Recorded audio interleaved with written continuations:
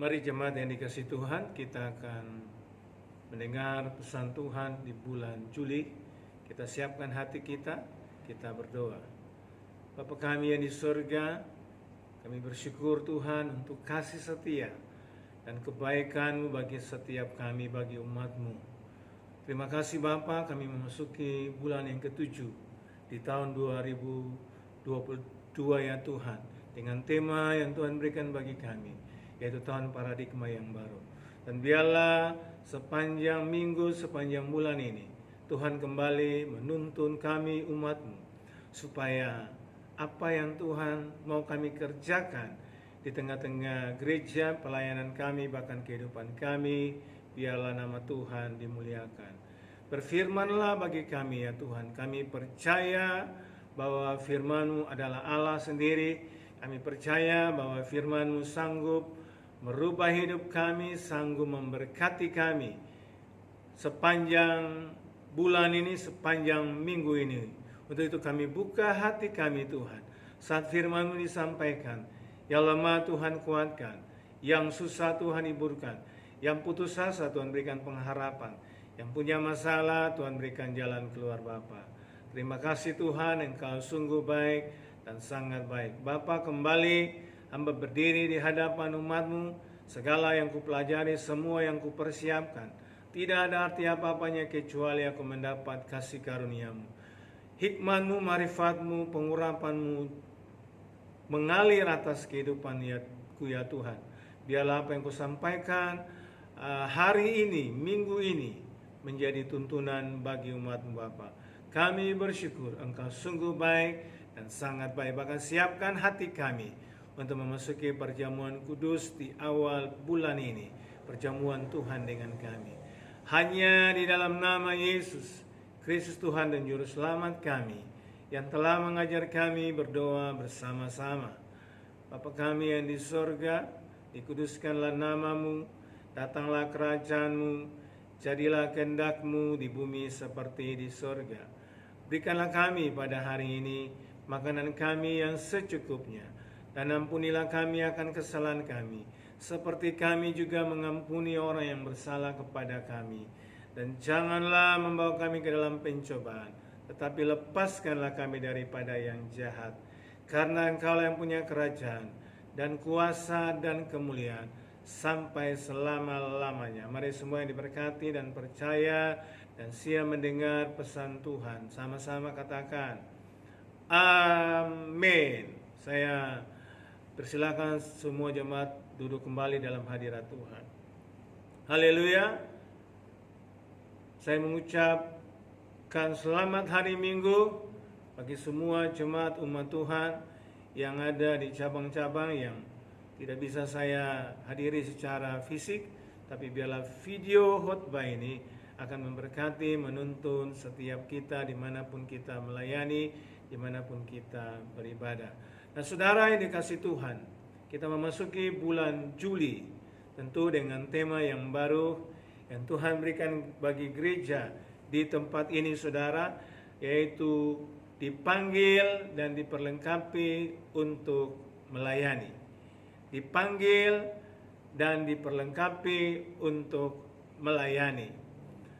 Ayat firman Tuhan yang akan menuntun kita di bulan ini, yaitu terambil dalam Matius pasal yang ke-20 ayat 28. Demikianlah firman Tuhan, sama seperti anak manusia datang bukan untuk dilayani, melainkan untuk melayani dan untuk memberikan nyawanya menjadi tebusan bagi banyak orang. Nah saudara yang dikasihi dalam Tuhan Yesus Kristus, di minggu yang pertama, di Ahad yang pertama ini, subtemanya menuntun kita berbicara mengenai melayani dengan sepenuh hati. Melayani dengan sepenuh hati. Nah, tujuan daripada khotbah kita di minggu pertama ini, supaya kita sebagai jemaat kita dapat mengerti arti dan panggilan dalam melayani. Yang kedua, tujuannya supaya jemaat mengetahui karakter sebagai seorang pelayan Tuhan. Tujuan yang ketiga dari khotbah ini yaitu supaya jemaat mengerti bahwa Kristus terlebih dahulu melayani kita dan kehendak Tuhan agar kita pun dapat melayani sesama atau melayani orang lain. Nah, saudara dikasih Tuhan, Tuhan Yesus datang ke dunia ini bukan untuk dilayani, melainkan untuk melayani, seperti tadi Matius pasal 20 ayat 28. Tuhan Yesus datang ke dunia dengan mengenakan yang namanya jubah seorang hamba. Jubah hamba artinya, saudara, Yesus datang dari surga ke dunia ini, dia mengosongkan diri menjadi rupa seorang hamba. Ya, segala atributnya dia tinggalkan. Dia turun ke bumi. Seperti Yesus datang ke dunia ini untuk melayani. Demikianlah juga saudara dan saya, kita dipanggil, kita dipilih oleh Tuhan untuk melayani. Katakan amin. Alkitab memberikan begitu banyak contoh kisah-kisah pelayanan para hamba Tuhan yang dipakai dengan luar biasa. Nah, Tuhan juga mau memakai setiap saudara dan saya ya untuk dipakai menjadi alat bagi kemuliaan-Nya. Tidak memandang apa latar belakang kita, saudara, dan sudah berapa lama menjadi orang percaya. Tuhan bahkan dapat memakai seorang anak kecil untuk memberkati, menjadi berkat bagi ribuan orang. Di ayat kita akan baca ini yaitu Yohanes 6 ayat 5 sampai 13 ya. Yohanes 6 ayat 5 sampai 13, bagaimana Yesus memberi makan 5.000 orang, saudara. Ayat 5 berkata, ketika Yesus memandang sekelilingnya dan melihat bahwa orang banyak berbondong-bondong datang kepadanya, berkatalah ia kepada Filipus, di manakah kita akan membeli roti supaya mereka ini dapat makan? Hal itu dikatakannya untuk mencobai dia, sebab ia sendiri tahu apa yang hendak dilakukannya.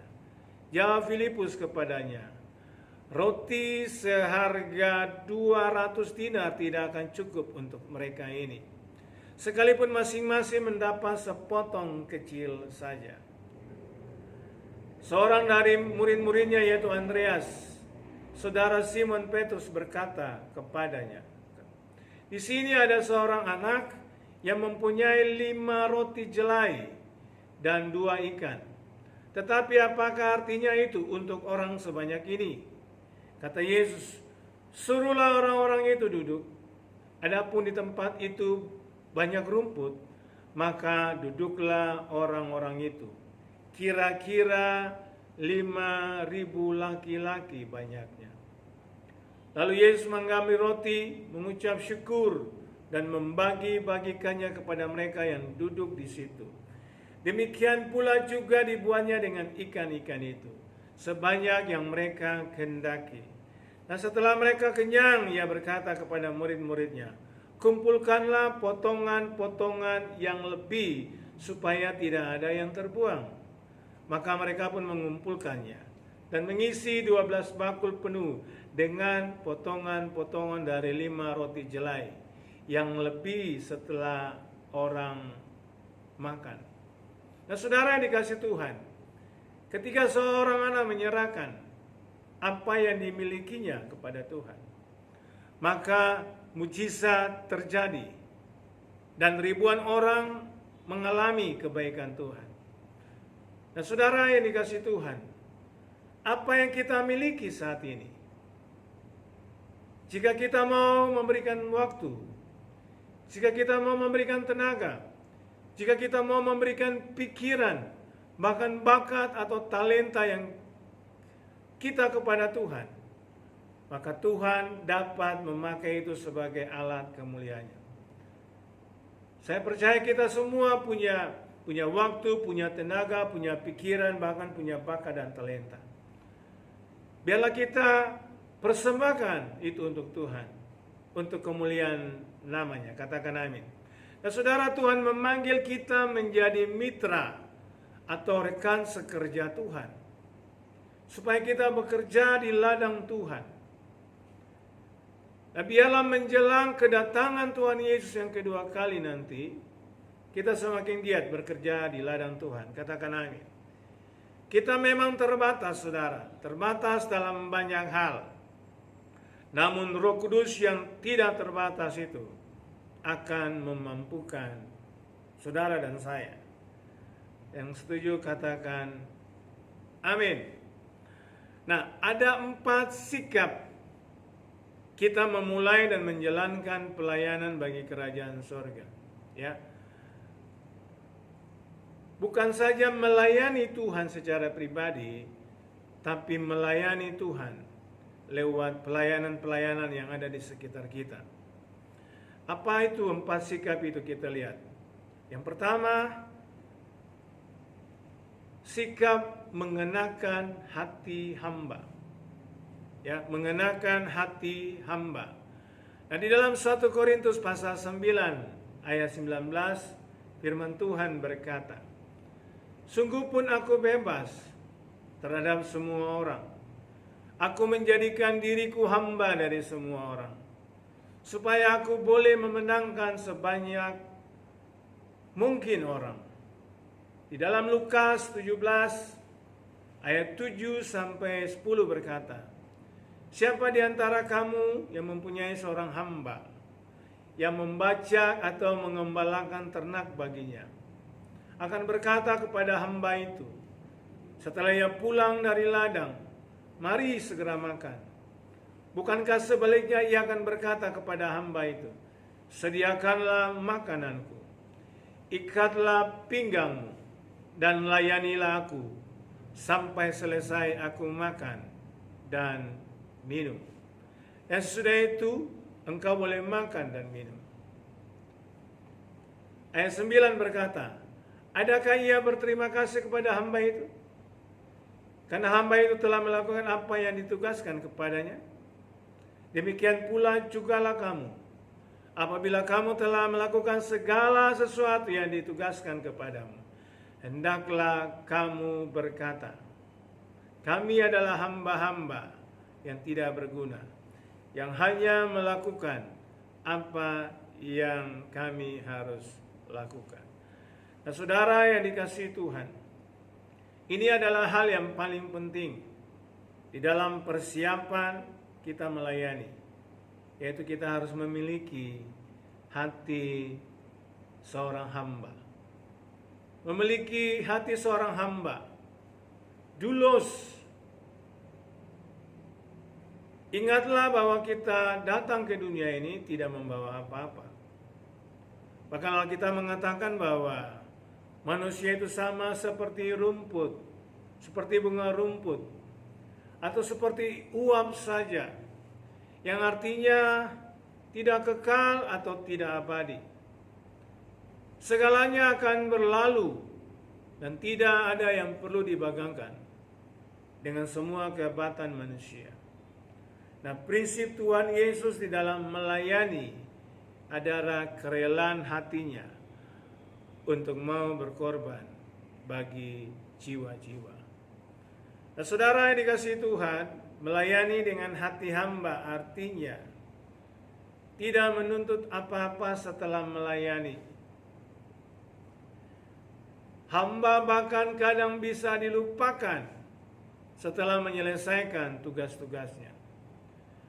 Namun hamba yang setia tetap melayani meskipun dia tidak mendapatkan penghargaan dari manusia. Kita perlu meminta kepada Tuhan supaya kita, saudara dan saya, diberikan hati hamba yang selalu setia melayani Tuhan dan melayani sesama. Katakan amin.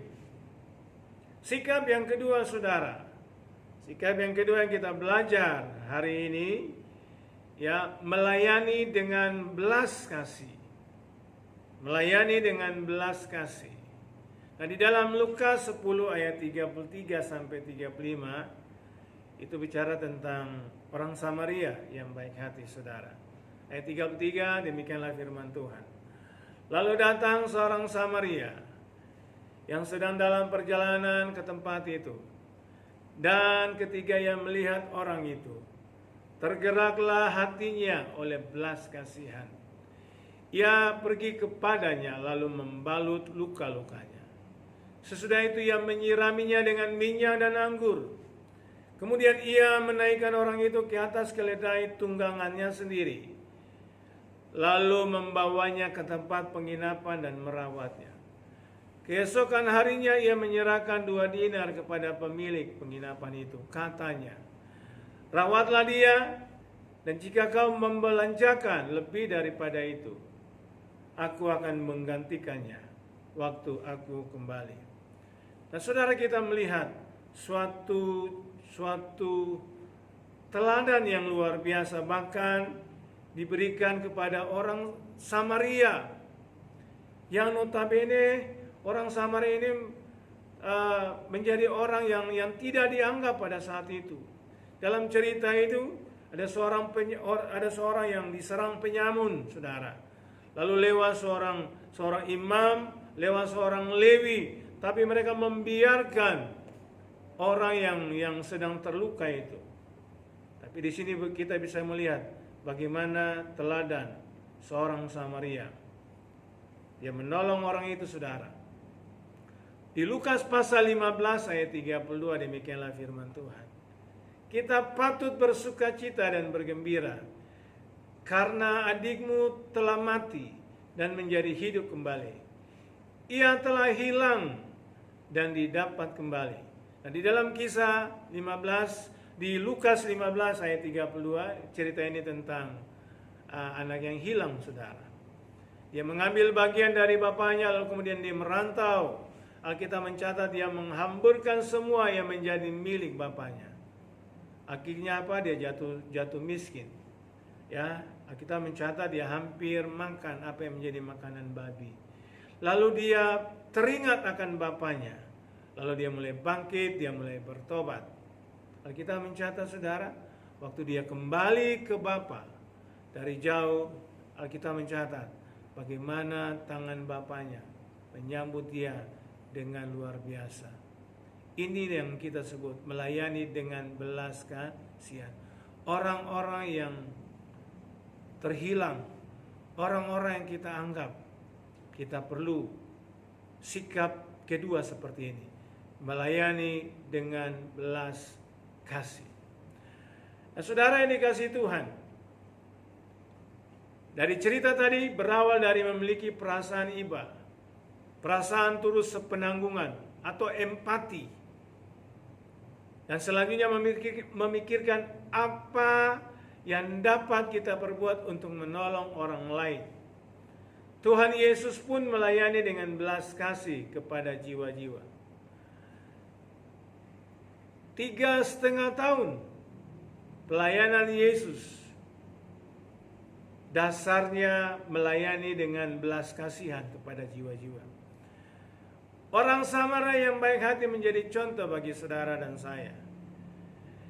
Dia tidak terlihat, dia tidak melihat si korban itu dari bangsa mana, saudara, warna kulit apa, tetapi yang dilihat adalah si korban itu perlu ditolong. Kita tidak hanya berhenti sebatas menjadi pengamat di dalam gereja atau sekitar kita, tetapi kita juga harus bergerak untuk membuat sesuatu bagi gereja Tuhan dan di sekitar kita karena belas kasih Tuhan yang ada pada kita. Katakan amin.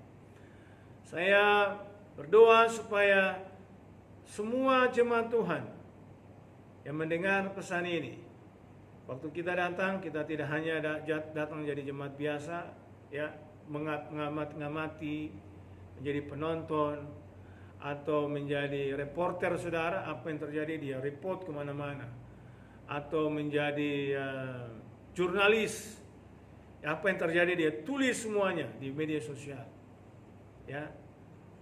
Bukan jadi penonton, saudara, tapi menjadi jemaat yang bukan hanya simpati, tapi empati, menolong orang-orang yang ada di sekitar kita. Yang setuju katakan amin. Ya, sikap yang kedua, miliki belas kasihan. Sikap yang ketiga, berikanlah yang terbaik. Sekali lagi sikap yang ketiga, berikanlah yang terbaik.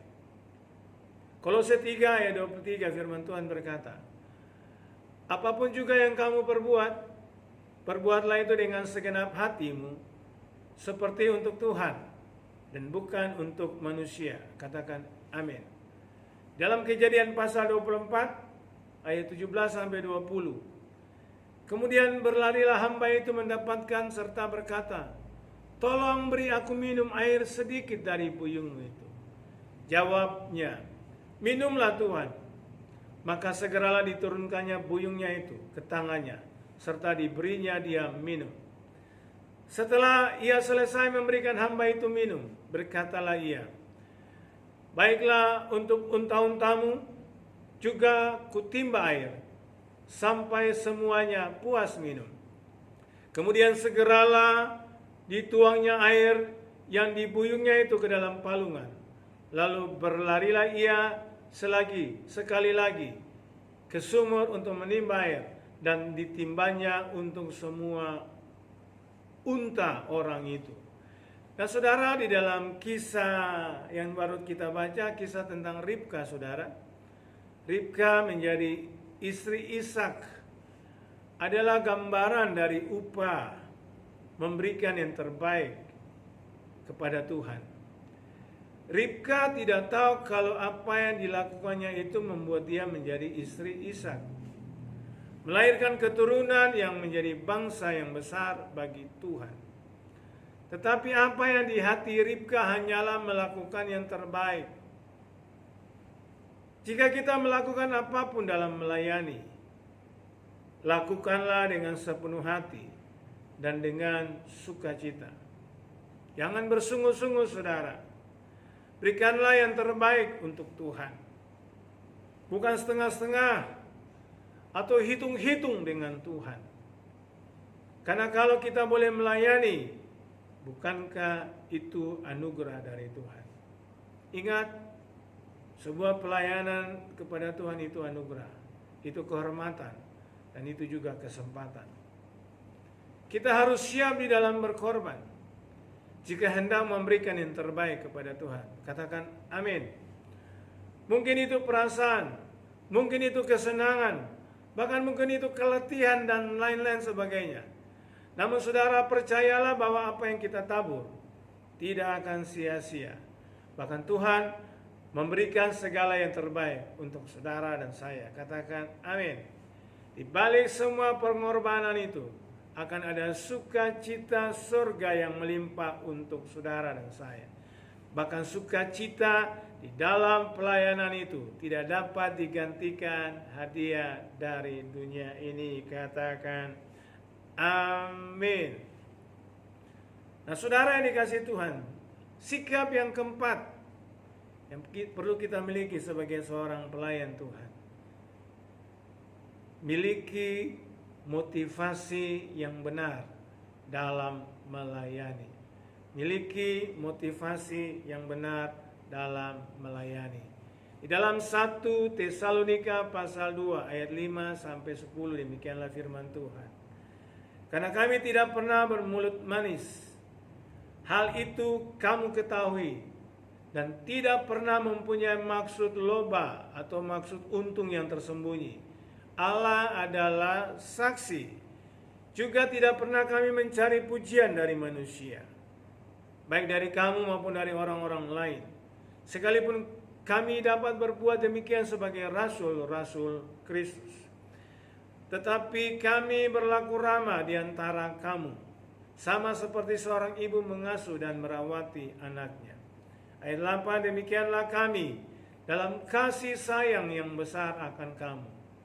Bukan saja rela membagi Injil Allah bagi kamu, tetapi juga hidup kami sendiri dengan kamu. Karena karena kamu telah kami kasihi. Ayat 9. Sebab kamu masih ingat, saudara-saudara, akan usaha dan jerih lelah kami, sementara kami bekerja siang malam, supaya jangan menjadi beban bagi siapapun juga di antara kamu. Kami memberitakan Injil Allah kepada kamu. Kamu adalah saksinya, demikian juga Allah. Betapa saleh, adil, dan tak bercacatnya kami berlaku di antara kamu yang percaya. Katakan amin.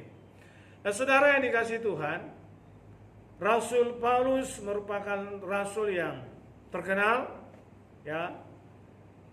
Dia penulis 13 kitab Perjanjian Baru, saudara. Orang yang sukses di dalam pelayanan. Namun demikian dia tidak pernah memanfaatkan kesuksesan itu untuk menyalahgunakan pelayanannya demi kepentingan pribadi. Walaupun mungkin boleh saja menggunakan hak istimewanya sebagai rasul di dalam pelayanan pekabaran Injil. Namun Paulus tetap menjaga kemurnian hatinya di hadapan jemaat dan Tuhan. Integritas, kejujuran di dalam melayani sangatlah penting. Integritas bicara tentang karakter di dalam pelayanan sangatlah penting. Sebab kita itu diperhatikan oleh banyak orang, saudara. Katakan amin. Sehingga di dalam pelayanan kita tidak menjadi batu sandungan bagi orang lain. Saudara yang dikasihi Tuhan, Tuhan tidak melihat seberapa hebat pelayanan kita. Namun ukuran kesuksesan pelayanan di mata Tuhan adalah motivasi yang murni dan tulus dalam melayani. Biarlah kita memakai prinsip dari seorang hamba Tuhan, namanya Rasul Yohanes, seperti ada yang tertulis di dalam Yohanes pasal 3 ayat 30. Ia harus semakin besar, tetapi aku harus semakin kecil. Yesus harus semakin besar dalam kehidupan kita, dalam pelayanan kita, dalam pekerjaan kita, apa saja dalam aspek kehidupan rohani kita. Yesus harus semakin besar. Saudara dan saya harus semakin kecil. Katakan amin.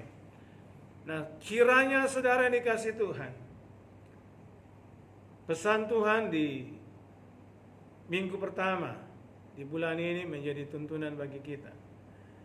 Bagaimana kita bisa melayani Tuhan dengan sikap seorang hati hamba, melayani dengan belas kasihan. Ya saudara, melayani dengan ikhlas, dengan tulus. Berikan yang terbaik untuk Tuhan, maka Tuhan akan berikan yang terbaik untuk saudara dan saya. Amin. Mari saya undang kita semua bangkit berdiri sama-sama. Kita aminkan apa yang kita sudah dengar saat ini. Haleluya, haleluya, haleluya, haleluya, oh haleluya. Tuhan, terima kasih Engkau baik. Terima kasih, terima kasih. Haleluya. Mari saja kita bangkit diri semuanya sama-sama. Kita bersyukur, kita berterima kasih untuk Bapa, untuk Yesus, untuk Roh Kudus. Mari kita nyanyikan lagu ini. Mungkin lagu ini masih baru, tapi kita nyanyikan. Haleluya. Oh,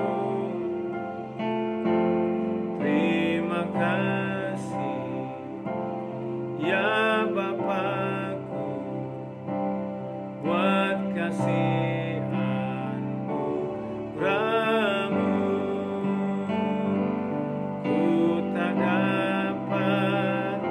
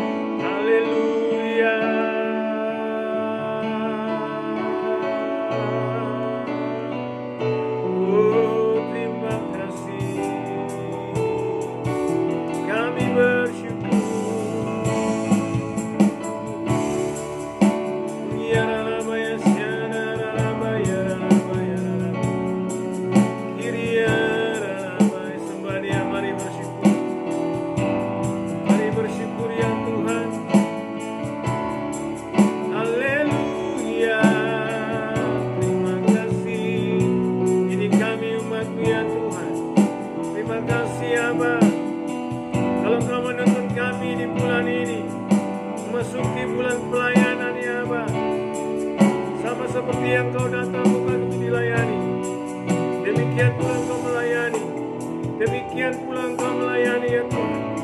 Biarlah hari ini, bulan ini, minggu ini, Tuhan dapati kami umat-Mu, Tuhan dapati kami pelayan-pelayan-Mu ya Tuhan.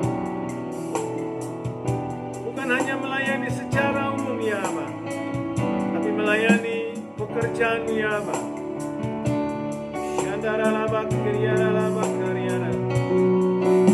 Terima kasih, terima kasih.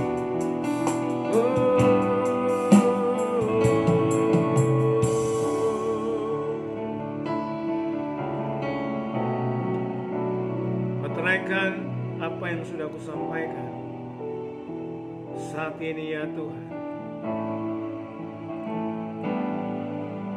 Lewat perjamuan kudus, perjamuan Tuhan dengan kami umat-Mu ya. Ekarabakaria bakaria ralabakara.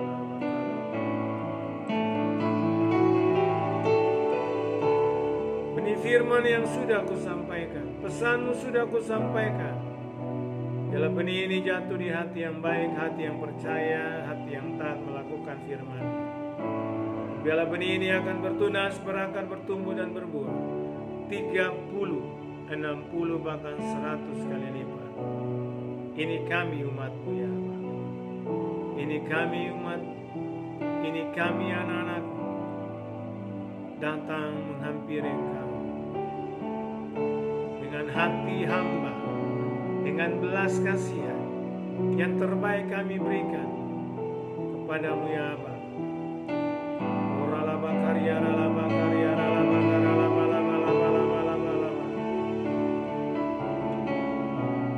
Sebelum kami masuk perjamuan kudus, mari Tuhan selidiki setiap hati kami, supaya kami mau makan dan minum dengan cara yang benar dan berkenan.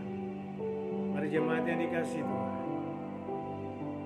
ada roti dan anggur di kursi saudara. Sebelum kita makan, mari biarlah Roh Kudus selidiki hati kita, supaya kita bisa makan dan minum dengan cara yang benar. Kita imanin apa yang kita makan dan minum menjadi berkat rohani dan berkat jasmani bagi setiap kita yang hadir di ibadah saat ini. Kalau ada kesalahan, ada pelanggaran dosa yang kita buat, mari kita minta pengampunan turun dari Tuhan, layakan setiap kita. Syaralaba kuryabata karalaba. Haleluya.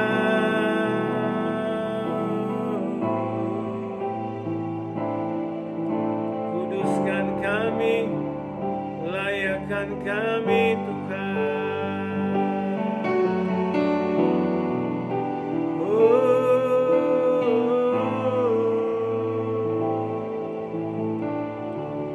Terima kasih Bapa. Hati kami bersyukur, hati kami siap makan dan minum bersama-sama dengan Engkau. Dalam nama Yesus. Sebab apa yang telah kuteruskan kepadamu, telah kuterima dari Tuhan, yaitu bahwa Tuhan Yesus pada malam waktu Ia diserahkan mengambil roti, dan sesudah itu Ia mengucap syukur atasnya, Ia memecah-mecahkannya dan berkata, "Inilah tubuhku yang diserahkan bagi kamu. Perbuatlah ini menjadi peringatan akan aku." Mari kita angkat roti di tangan kanan tinggi-tinggi. Jemaat yang dikasihi Tuhan, bukankah roti yang kita pecah-pecahkan ini adalah persekutuan dengan tubuh Kristus? Katakan amin. Mari makan dalam nama Yesus.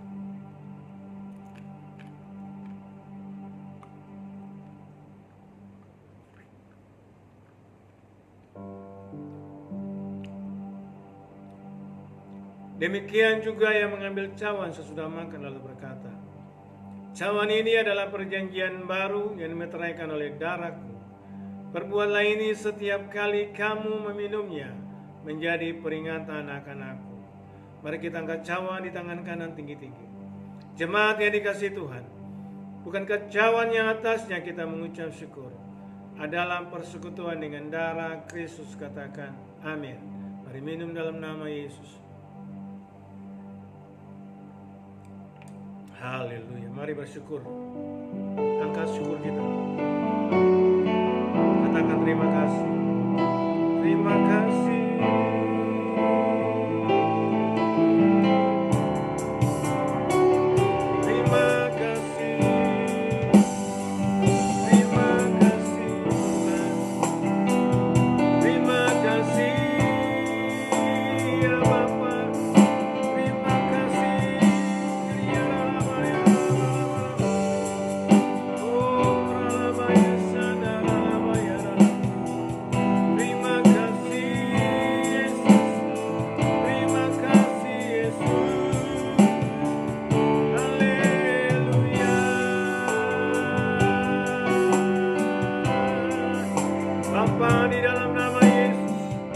Berkati umat-Mu saat ini ya Tuhan. Keluarga-keluarga Tuhan berkati. Pribadi-pribadi Tuhan berkati. Pekerjaan-pekerjaan umat-Mu Tuhan berkati. Kilang-kilang umat-Mu Tuhan berkati. Usaha bisnis umat-Mu Tuhan berkati. Keluarga umat-Mu yang ada di Indonesia, yang ada di Malaysia Tuhan berkati. Bahkan Tuhan cukupkan yang kami perlukan di bulan Juli ini. Tuhan berkati, Tuhan berikan kesehatan bagi tubuh fisik kami di tengah-tengah pandemi yang belum berakhir. Kami percaya bahwa bulan ini bulan yang diberkati Tuhan. Bahkan kami berdoa, hamba berdoa ya Tuhan, bagi umat Tuhan yang berhari ulang tahun di bulan Juli, dari 1 Juli sampai 31 Juli. Tuhan berkati umat-Mu berlimpah-limpah. Umur panjang di tangan kanan, di tangan kiri kekayaan. Di dalam nama Tuhan Yesus Kristus. Terima kasih Tuhan. Terima kasih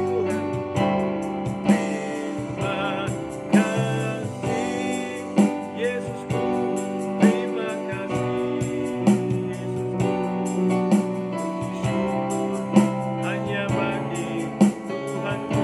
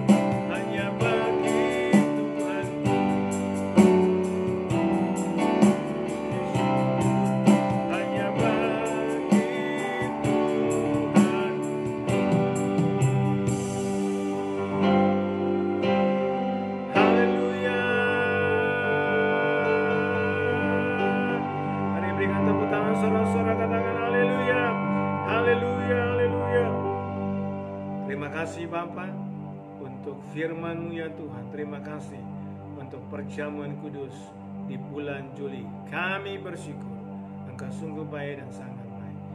Di dalam nama Yesus Kristus Tuhan dan Juru Selamat kami bersyukur. Sama-sama katakan amin. Mari jemaat yang dikasihi Tuhan, kita akan mengakhiri ibadah kita. Kita akan pulang ke tempat kita masing-masing beraktivitas sepanjang hari ini dan minggu ini. Kita akan pulang dengan berkat Tuhan. Arahkan hatimu, pulanglah dan terimalah berkat Tuhan. Kiranya damai dan sejahtera yang berlimpah-limpah mengalir dari takhta Allah Bapa di sorga, di dalam kasih dan anugerah yang ajaib dari Yesus Kristus Tuhan dan Juru Selamat kita. Persekutuan yang manis dengan Allah Roh Kudus terus tinggal menyertai kita mulai hari ini sampai Tuhan Yesus Kristus datang kembali kedua kali, bahkan sampai selama-lamanya. Semua yang diberkati dan percaya sama-sama katakan amin. Selamat hari Minggu, selamat beraktivitas kembali. Tuhan Yesus berkati kita semuanya. Sampai jumpa minggu depan. Shalom.